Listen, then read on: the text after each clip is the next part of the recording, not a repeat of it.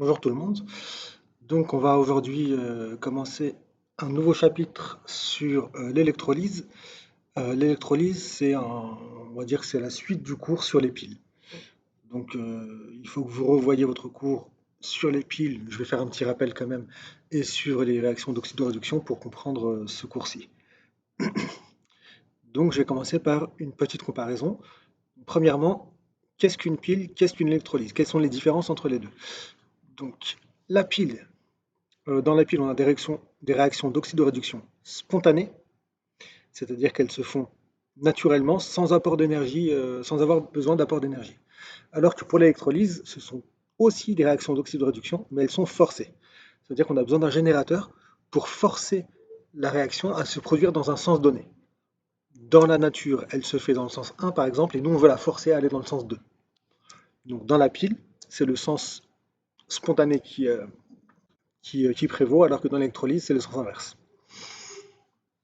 Qu'est-ce qu'on fait dans une pile? On convertit de l'énergie chimique qui est contenue dans les molécules, dans les liaisons des molécules, liaisons covalentes, en énergie électrique. Alors que, c'est ce que vous avez ici, dans l'électrolyse, on fait l'inverse. On convertit une énergie électrique qui est contenue dans le générateur en énergie chimique. Donc l'énergie chimique qui sera dans les molécules que vous aurez formées. Donc là, c'est tout à fait l'inverse. Ensuite, autre différence, c'est reprenez votre cours sur le sens d'évolution des réactions. Donc le quotient de réaction finale est égal à la constante d'équilibre qui dépend de la température T. Donc quand on est à l'état final, normalement, dans une pile en tout cas, on a atteint l'équilibre. Donc le quotient de réaction est égal à la constante d'équilibre, constante de réaction finale. Alors que pour l'électrolyse, ce n'est pas du tout le cas. Donc là, c'est ce que je vous rappelle.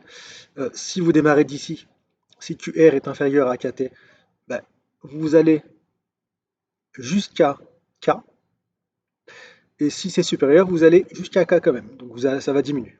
Votre QR va diminuer, alors que là, il va augmenter. Pour l'électrolyse, c'est complètement l'inverse. Donc si vous êtes ici, ben, vous n'allez pas vous approcher de K, vous allez vous éloigner de K. Si vous êtes ici, vous allez vous éloigner de K. Donc en fait, une électrolyse apporte de l'énergie pour aller à l'encontre de l'équilibre. C'est comme si je vous disais, vous êtes sur un skateboard, sur une pente descendante. euh, si vous ne, si vous ne mettez pas de force, d'énergie pour monter la pente, ben vous allez descendre. La pile, elle descend. Et l'électrolyse, c'est quand vous mettez de la force, vous mettez de l'énergie, et là, vous montez. Dans le cas de la pile, la constante d'énergie, constante d'équilibre, pardon, est élevée en cas de réaction totale. Je vous rappelle que la constante d'équilibre doit être supérieure à 10 puissance 4. Donc là, il y a une petite erreur, j'ai oublié de mettre le T en indice. Alors que dans l'électrolyse, la constante d'équilibre est très faible. Pourquoi? Parce qu'en fait, si vous écrivez les deux réactions, euh, celle d'une pile et celle d'une électrolyse, elles sont inverses l'une de l'autre. Donc en fait, la constante d'équilibre de la réaction d'électrolyse est l'inverse de celle de la pile. Donc c'est 1 sur K. Donc si vous avez 10 puissance 4 pour la pile, vous aurez 1 sur 10 puissance 4, donc 10 puissance moins 4 pour l'électrolyse. Donc une constante d'équilibre très faible. Petit rappel sur la pile Daniel. Donc comment fonctionne une pile? D'abord vous avez l'anode. Les électrons partent de l'anode, donc je vais commencer par l'anode. L'anode c'est le pôle négatif. Euh, Pourquoi est-ce qu'on l'appelle anode? Parce que à l'anode, il se passe une oxydation. Donc ça, vous devez connaître ça par cœur. Anode, oxydation. Il y a un A dans oxydation. Ou alors, si vous préférez, anode commence par une voyelle, oxydation commence par une voyelle. L'oxydation, c'est quoi? C'est un réducteur qui devient oxydant. Donc, je vous rappelle que l'oxydant est toujours du côté des électrons. Donc c'est celui qui capte un électron, ou plusieurs électrons. Donc ici, c'est le zinc solide qui va se transformer, donc le zinc solide qui est ici, qui va se transformer en Zn2+, qui va passer dans la solution, et en deux électrons. Et vu qu'il y a deux Zn2+ qui passent dans la solution, il faut absolument qu'il y ait deux Cl- qui passent dans la solution aussi. C'est pour ça que le pont salin est très important dans une pile. Si on n'a pas de pont salin entre les deux demi-piles, ben on n'aura pas de courant électrique. Donc le Zn2, le Cl- passe par là. Ce qui fait que les deux charges négatives vont compenser les deux charges positives qui sont arrivées dans la solution. Donc la solution sera électriquement neutre. Elle restera électriquement neutre. Donc là, c'est exactement ce que vous avez ici. Zn donne Zn2+, plus 2 électrons. Les deux électrons ne vont jamais dans la solution. Ils restent toujours en milieu métallique. Donc sur la plaque de zinc ici, puis ils vont monter jusque dans le fil. Et ils vont se retrouver au niveau de la plaque de cuivre. Donc, vu que le zinc solide est le réactif, il va être consommé au fur et à mesure. Donc la plaque de zinc va être rongée. Elle sera de plus en plus petite, de plus en plus fine. À la cathode, qu'est-ce qui va se passer? La cathode, c'est l'électrode positive. Donc c'est de là qu'on fait démarrer le courant électrique. Donc c'est l'inverse des électrons. On va dire que si il y avait des charges positives, elles iraient dans ce sens-là. Qu'est-ce qui se passe à la cathode? Il se passe une réduction. Vous avez à la cathode, ça commence par un C, et dans réduction, vous avez un C. Ou alors, cathode commence par une consonne, et réduction par une consonne aussi. Donc retenez comme ça.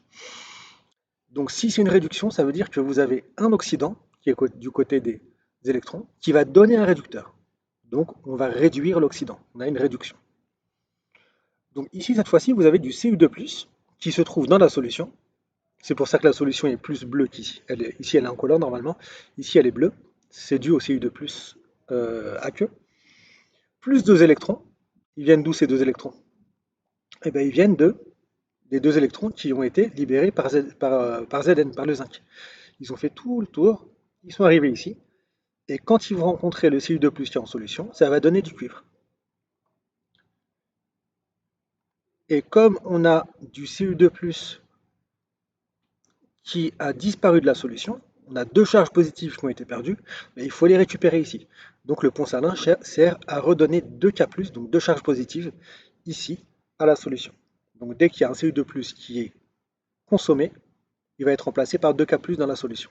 Donc vous voyez ici que les charges positives vont dans ce sens-là, et les charges négatives, comme Cl- et les électrons, vont dans ce sens-là. Donc on se rend compte de quoi? La plaque de cuivre s'épaissit. Pourquoi? Parce qu'on forme du cuivre. Ici, le cuivre est un produit. Donc la plaque de zinc est rongée et la plaque de cuivre s'épaissit.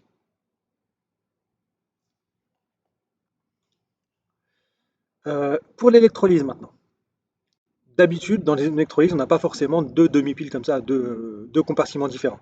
Pour l'instant, je vais le faire avec l'exemple de la pile Daniel à l'inverse, mais après, je vais vous montrer autre chose. Donc, à l'anode, cette fois-ci, l'anode, qu'est-ce que c'est? Elle est positive. C'est toujours là où se passe l'oxydation, mais cette fois-ci, elle est positive, alors que tout à l'heure, elle était négative. Donc, dans la pile, l'anode est négative. Dans l'électrolyse, l'anode est positive. Pourquoi? Parce que ici, je vais vous montrer après avec le flux d'électrons. Ici, le cuivre va donner du Cu2+ et deux électrons. Donc c'est complètement l'inverse par rapport à tout à l'heure. Et pour compenser la perte de 2+, il y a toujours 2 Cl- qui vont arriver en solution. Les électrons vont faire le tour, donc la plaque de cuivre est rongée. Quand ils arrivent au niveau de la plaque de zinc, qui est la cathode, donc négative, il va se passer une réduction. La réduction, c'est quoi? C'est du Zn2+, qui est en solution, plus les deux électrons qui sont arrivés sur la plaque de zinc, va donner du zinc, Zn. Donc la plaque de zinc s'épaissit. Et en général, justement, dans l'électrolyse, ce qu'on peut faire, par exemple, c'est faire du plaqué, du plaquage. Par exemple, des bijoux plaqués or, vous mettez une électrode en or ici, et puis vous allez plaquer, par exemple, un clou en fer, et vous aurez un clou plaqué or. Ça marche comme ça. Et bien sûr, le K+, va venir compenser la perte des deux charges positives du Zn2+, qui était un réactif et qui est venu former du zinc. Donc là, les flèches sont complètement inverses. Euh, Maintenant, on va essayer de voir pourquoi est-ce qu'on a 1,1 volt ici, ou 1,10. D'abord, je vous remontre l'électrolyse, c'est exactement la même chose, mais sans les deux compartiments. Et cette fois-ci, justement, tout ça baigne de l'électrolyte, avec des anions et des cations. Donc les charges négatives vont dans ce sens-là, donc c'est pour ça que Y- va dans ce sens-là. Les charges positives vont dans ce sens-là. C'est pour ça que les X+, pardon, vont dans ce sens-là. Donc qu'est-ce qu'un électrolyseur? Un électrolyseur, c'est ce qui permet justement de faire la réaction inverse d'une pile. Donc pour ça, il y a besoin toujours de deux électrodes, une négative et une positive. J'ai oublié de vous dire justement pourquoi est-ce que c'était positif ici, alors que pour la pile c'était négatif. Parce que euh, le générateur, il va servir à quoi ici? Le générateur va servir à forcer les électrons à aller dans ce sens-là, alors que spontanément, ils allaient dans ce sens-là, dans le sens de RED 2 vers RED 1. Donc là, vous forcez les électrons à aller dans ce sens-là. Vous induisez une différence de potentiel qui fait que les électrons doivent revenir ici. Donc si vous les forcez à aller dans ce sens-là, ça veut dire que le générateur a un côté positif ici, négatif ici. Donc en fait, l'anode est du côté positif, parce que c'est là où vous avez les électrons, et les électrons sont attirés par le côté positif de la pile, du générateur. D'accord? Donc là, cette fois-ci, en fait, pourquoi est-ce que c'est différent? Parce que dans la pile, bah, le générateur, c'est la pile que vous avez formée, alors que dans l'électrolyse, la pile, pas la pile, les deux électrodes, bah, en fait, c'est simplement un récepteur cette fois-ci. Le générateur, c'est lui. C'est pour ça qu'on inverse les polarités. Donc, qu'est-ce que vous avez dans l'électrolyseur? Une cathode, l'électrode négative. Attention, encore une fois, dans la pile, c'est positif. Une anode, électrode positive, et un électrolyte. Il faut absolument que vous ayez un électrolyte dans lequel plongent euh, les deux électrodes. Cet électrolyte va servir à justement faire circuler le courant dans la solution. Parce que dans les électrodes et dans les fils, ce qui circule, ce sont les électrons, et dans la solution, ce sont des ions. Il faut absolument qu'il y en ait, sinon vous aurez un circuit électrique qui ne sera pas fermé. Donc vous n'aurez pas de courant électrique. Qu'est-ce que je peux dire d'autre? Ce que je peux dire d'autre, c'est que les électrodes qui sont là, ce ne sont pas forcément, vous n'aurez pas forcément le couple dans cette électrode. Ici, par exemple, vous avez RED 1, OX 1. Le RED 1, le réducteur, c'est l'électrode, et l'oxydant est dans l'électrolyte. Pareil pour RED 2, OX 2. Mais en fait, parfois, même souvent, il peut arriver que RED 1 et OX 1 soient les deux dans l'électrolyte, ici. Et la réaction se passe ici. Et dans ce cas-là, vous avez besoin quand même d'une électrode. Et cette électrode, en général, ce sera du platine ou du graphite. Elle ne va pas participer à la réaction, elle va juste servir à ce que les électrons puissent s'échapper par là. D'accord? Donc il faut absolument que vous ayez une électrode qui baigne dans l'électrolyte pour que les électrons puissent s'échapper et passer par le fil. Même si cette électrode n'est ni le réducteur ni l'oxydant. N'est pas le réducteur, on va dire. En général, c'est le réducteur.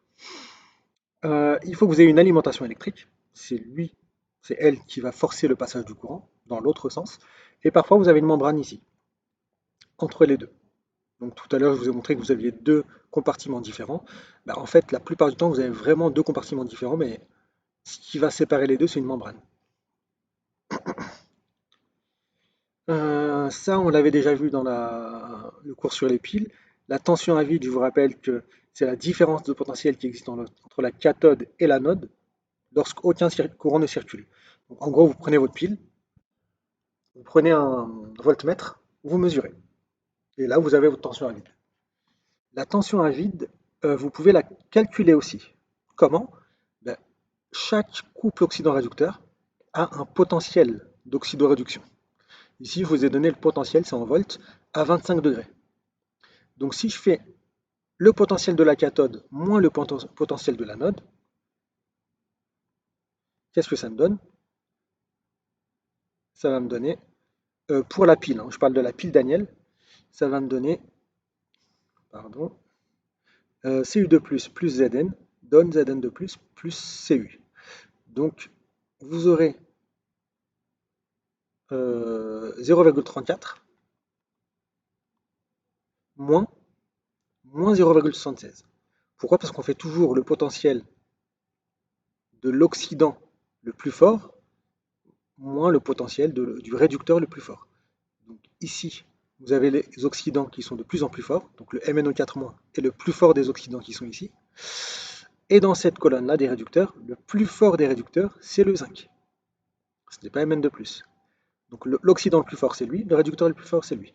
Donc en fait, retenez la règle du gamma, qui réagit avec qui de manière spontanée, c'est l'oxydant le plus fort qui réagit avec le réducteur le plus fort. Donc c'est pour ça que vous avez Cu2+, plus Zn qui donne Zn2+, plus Cu. C'est ce qu'on appelle la règle du gamma. Pour les électrolyses, vous aurez l'inverse. L'oxydant le plus faible va réagir avec le réducteur le plus faible. C'est pour ça que vous avez besoin d'apport d'énergie pour ça, pour que ça se fasse. Et ici, on voit bien que ça fait 1,10 volts. C'est pour ça que j'avais mis 1,1 volt ici. Euh, Maintenant, on va voir un autre exemple de pile, puis d'électrolyse euh, sur la même réaction. C'est la pile à combustible. Donc vous avez l'anode, qui est le pôle négatif, où se passe l'oxydation. Dans l'oxydation, qu'est-ce que vous avez? Vous avez H2 qui donne 2H+, plus 2 électrons. Là, je vais tout multiplier par 2. Pourquoi? Parce que vous verrez après que dans l'autre demi-équation, vous aurez 4 électrons qui vont être échangés. Donc je préfère multiplier le tout directement par 2, comme ça vous aurez 4 électrons qui vont être échangés de ce côté aussi. Donc ici, j'ai deux molécules de H2 qui vont se balader dans ce compartiment-là. Donc deux molécules de H2. Que vont faire ces deux molécules de H2? Elles vont arriver à l'anode, qui est l'électrode qui est ici. À l'anode, elle va traverser l'anode et, on va dire, elles vont s'éclater sous les atomes. En vrai, c'est pas tout à fait ça qui va se passer, mais elles vont donner 4H+, plus 4 électrons. Donc les 4H+, c'est ça. Les 4 électrons, ils sont là. Que vont faire les 4H+, les 4 protons? Et ils vont passer à la cathode en traversant l'électrolyte. Comme ce sont des ions, ils peuvent passer l'électrolyte. En vrai, ce ne sera pas des H+, ce sera des H3O+, si l'électrolyte, c'est une solution aqueuse. Sinon, non. Et les électrons, ils vont passer par où? Donc par l'électrode, puis par le fil. Donc voilà. Et ils vont arriver à la cathode. Donc les protons formés circulent à travers la membrane, c'est ce que je viens de dire ici. Donc la membrane, c'est ce qu'on a ici. Ensuite, la cathode, c'est le pôle positif. À la cathode, je vous rappelle, qu'est-ce qui se passe? Une réduction. Et bien sûr, la pile, c'est ça. L'intensité du courant passe du plus vers le moins. Donc la réduction, qu'est-ce que c'est? Le couple oxydant-réducteur, c'est O2H2O. Donc, on a de l'eau, n'importe quoi, du dioxygène, pardon, qui va arriver par le compartiment de droite, qui va arriver à la cathode et qui va se scinder en deux oxygènes. En réalité, ce qui va se passer, c'est que le dioxygène qui est là, plus les 4H+, qui sont arrivés par là, donc j'ai les 4H+, ici, plus les 4 électrons qui ont fait tout le tour, donc les 4 électrons qui sont là, et qui sont arrivés ici, qu'est-ce que ça va donner? Ça va donner deux molécules d'eau. Donc en fait, ce que j'entoure ici, c'est exactement ce qui se passe dans la demi-équation qui est là. Et qu'est-ce qui va se passer? Les molécules d'eau vont pouvoir se déverser en bas à droite. Donc on récupère de l'eau à la sortie de la pile. J'ai mis eau liquide, mais je ne suis pas vraiment sûr que ce soit liquide. C'est peut-être du gaz, je ne sais pas du tout. Il faudrait que je vérifie. Donc l'équation bilan, qu'est-ce que ça donne? Vous avez ça, 2H2, qui est ici, plus O2, qui est ici, plus 4H+, plus 4 électrons, donne à droite 4H+, plus 4 électrons, plus 2H2O. Vous avez remarqué que les 4H+, et les 4 électrons, c'est juste un passage. Les 4 H+, sont passés par là, et les 4 électrons sont passés par là. Donc en fait, ils sont aussi bien en réactif qu'en produit. Donc on peut les simplifier. Donc finalement, les réactifs, c'était qui? C'était H2 plus H2O. Et qu'est-ce qui est sorti? Deux molécules d'eau. Voilà. Donc ça, c'est la pile à combustible. Euh, Quelle est la force électromotrice de cette pile, ou la tension à vide de cette pile? On va prendre les deux couples. Le premier couple, c'est O2H2O, ici. Et le deuxième couple, c'est H2H+, qui est ici. H+, H2, pardon. Donc, la règle du gamma. Et finalement, ça me donne quoi? Le potentiel de la cathode moins le potentiel de l'anode, c'est 1,23 moins 0. Donc, la tension à vide, ou la différence de potentiel, de la pile à combustible est de 1,23 volts. Donc, si vous faites passer euh, une résistance ici, ben, vous aurez aussi une tension dans la résistance aux bornes de la résistance de 1,23 volts. Euh, Pourquoi est-ce que vous avez besoin d'apporter, non pas d'apporter ici, c'est le contraire. Dans la pile à combustible, pourquoi est-ce que ça se fait de manière spontanée, cette réaction-là, alors qu'on verra que dans le cas de l'électrolyse, ça ne se fait pas de manière spontanée, il faudra forcer la réaction. Pourquoi? Parce que ici, vous aviez une molécule de O2, deux molécules de H2, vous avez scindé tout ça en atomes, et ensuite vous avez reformé deux molécules de H2O avec ces atomes-là. Pour casser ces liaisons, donc une liaison OO, O double liaison O et deux liaisons H, ben, il faut que vous ayez l'énergie de cette liaison OO plus deux fois l'énergie de la liaison HH. Donc il faut apporter cette énergie-là. Alors que ce qui va être libéré comme énergie ici, elle sera négative. Négative, ça veut dire que c'est libéré. Et positif, ça veut dire que vous apportez de l'énergie. Donc vous apportez cette énergie-là, et ça va libérer une énergie plus grande. Donc finalement, si je fais le calcul ici avec les énergies de liaison, ça va vous donner, normalement ça c'est un cours de seconde. Revoyez le cours au pire de seconde, mais là normalement je pense que c'est assez compréhensible. Donc l'énergie est égale à moins 8,02 fois 10 puissance moins 19 joules. Elle est négative. Comme l'énergie est négative, ça veut dire que c'est l'énergie qui va être libérée. Donc la réaction, on dit qu'elle est exothermique. Donc ça veut dire que les molécules finales seront plus stables que les molécules de départ. C'est pour ça que ça se fait de manière spontanée. Alors que lors d'une électrolyse, ce qu'on veut faire, c'est produire des molécules qui sont moins stables. Et dans ce cas-là, vous aurez besoin d'apporter de l'énergie. Exemple pour l'électrolyse de l'eau.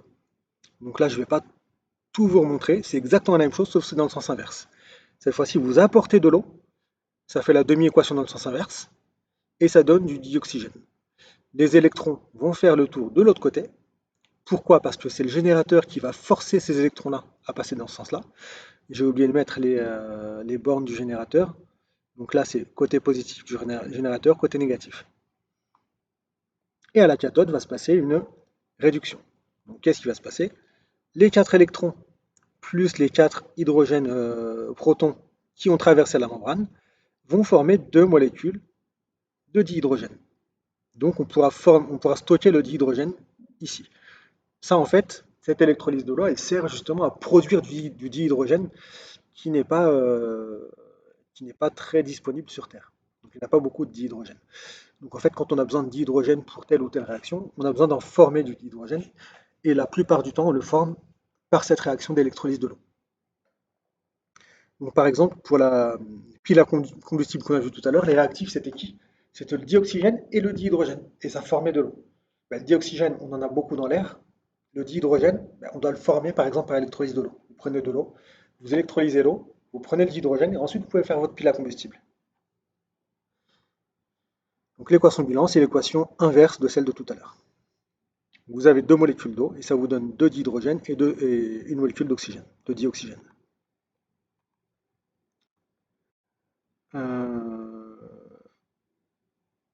Ouais, et ici, 1,23 volts, c'est plutôt pour la pile à combustible. Pour l'électrolyse, ça veut dire que vous devez apporter votre générateur doit avoir une tension de 1,23 volts pour que ça fonctionne. Donc ici, à l'inverse de tout à l'heure, vous apportez beaucoup d'énergie et ça libère moins d'énergie. Donc finalement, le différentiel qui est là, ben, c'est l'énergie que vous devez apporter. Et on peut le calculer avec ce que vous avez ici, les énergies de liaison, et ça vous donne la même valeur que tout à l'heure, sauf qu'elle est positive. Comme elle est positive, ça veut dire que vous devez apporter ça au système. Donc cette énergie qui est apportée au système, elle est apportée par le générateur sous forme d'énergie électrique. Donc on dit que la réaction est endothermique.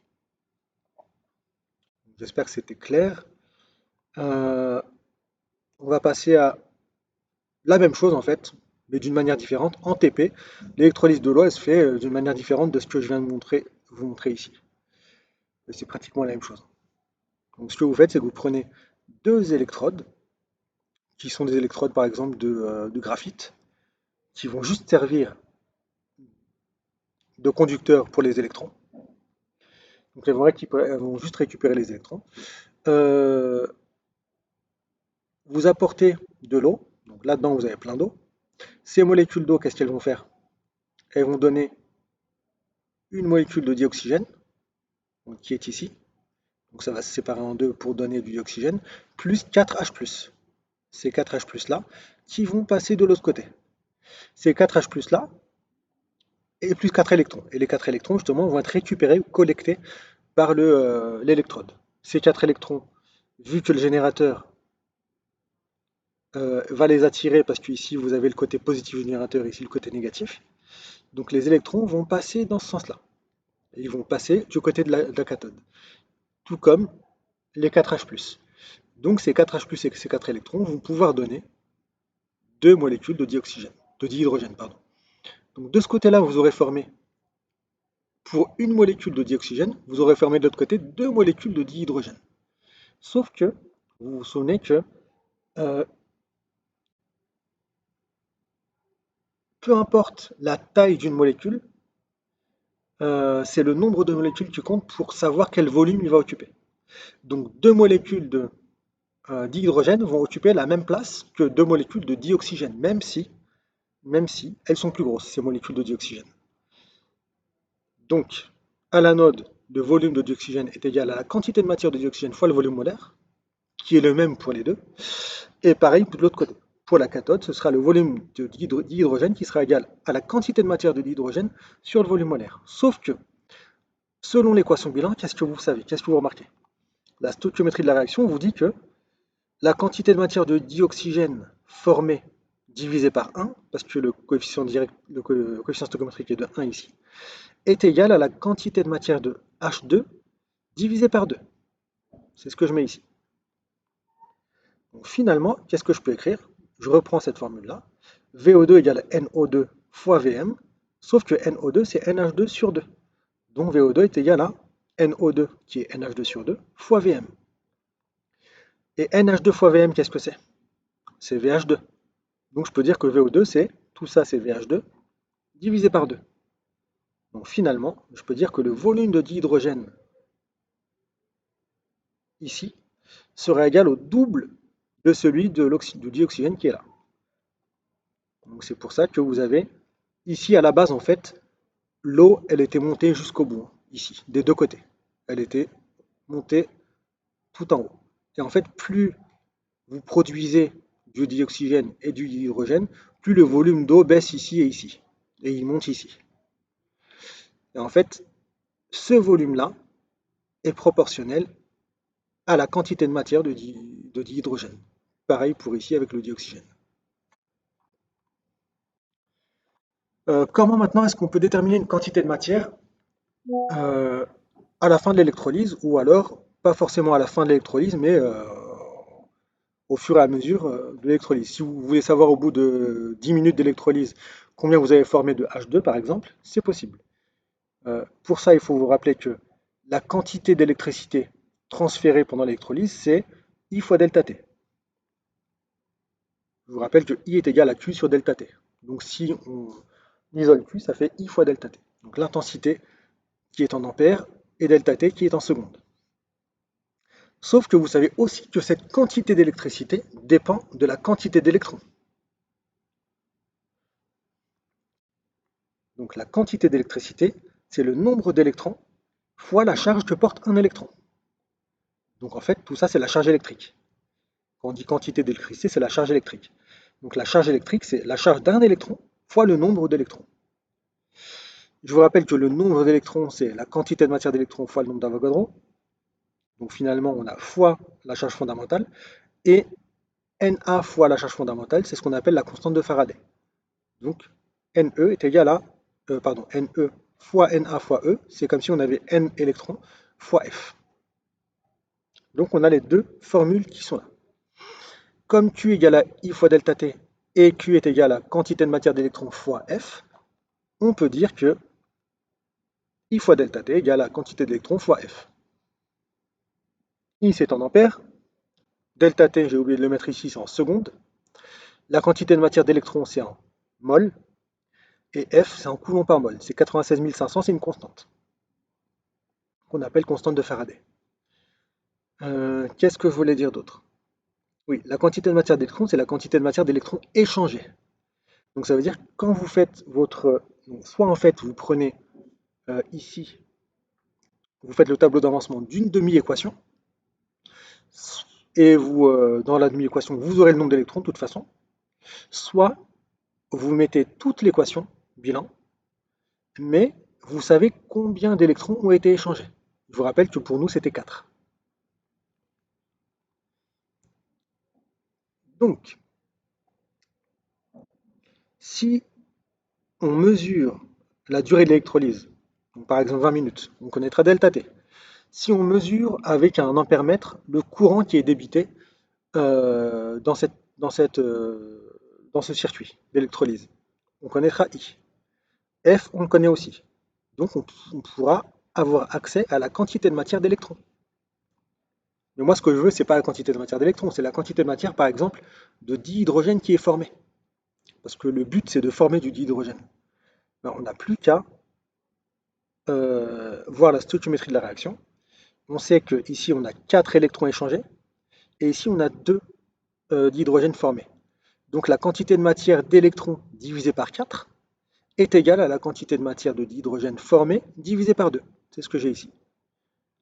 Donc finalement, la quantité de matière d'hydrogène, donc je multiplie par 2 ici, ça donne la quantité de matière d'électrons divisée par 2. Et comme la quantité de matière d'électrons, c'est I fois delta T sur F, bah, je peux remplacer, je peux diviser le tout par 2, pardon. Vu que c'est la quantité de matière d'électrons divisée par 2. Donc là, je vais mettre un 2 en bas. Donc, grâce à ça, vous pouvez connaître la quantité de matière de dihydrogène formée.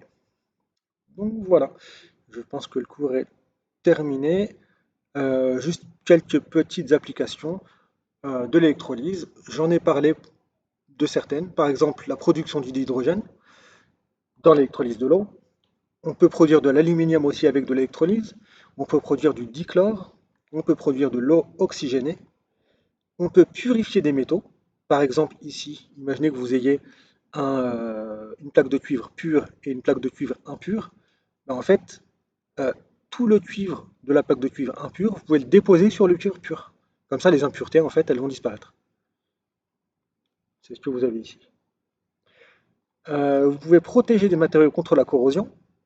C'est ce qui est fait par exemple pour la coque des bateaux. Vous pouvez plaquer des objets par galvanoplastie. Par exemple, ici, vous avez une électrode d'or, j'en ai parlé tout à l'heure.